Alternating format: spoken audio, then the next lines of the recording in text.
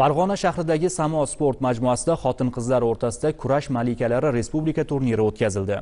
Unda 200 nafarga yaqin sportchilar ishtirok etib, o'z omadlarini sinab ko'rishdi. E'tiborlisi, ushbu musobaqani 8-mart Xalqaro xotin-qizlar kuni arafasida o'tkazilgani kurashchi qizlarimizga chinakamiga bayram kayfiyatini hadya etdi. Tafsilotlar bilan muxbirimiz Bekzod Jo'raboyev tanishtiradi.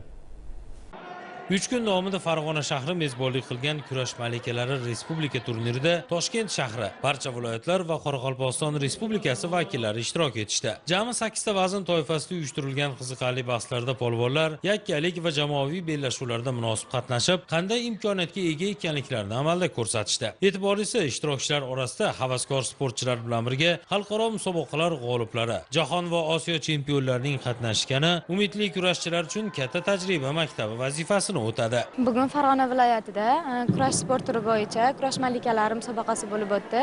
Men 48 kg vazn toifasida birinchi o'rinni egalladim. Bugunga erishgan yutug'im bayram uchun juda ham katta sovg'a bo'ldi.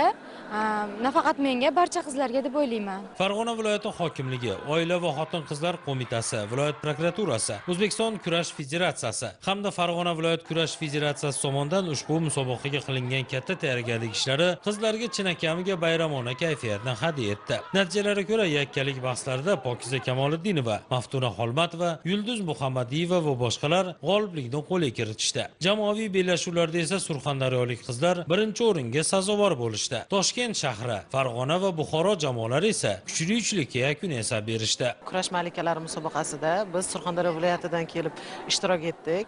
Bu musobaqa biz uchun haqiqiy bayram sovg'asi bo'ldi. Mana bugun biz kurash malikalarida g'olib bo'lib finalda birinchi o'rinni egalladik. Bundan juda ham xursandmiz. Men shu bayram munosabati bilan barcha O'zbekiston ayollarini chin qalbimdan tabriklayman. G'olib va sovrindorlarga diplom, medallar va esdalik sovg'alari topshirildi. Shuningdek, musobaqada alohida namuna ko'rsatganlar va hamkorlar ham federatsiyaning tashakkurnomasiga ega bo'lishdi. Bekzod Jo'raboyev, Azamat Hamraliyev sport yangiliklari informatsion dasturi uchun maxsus tayyorlandi.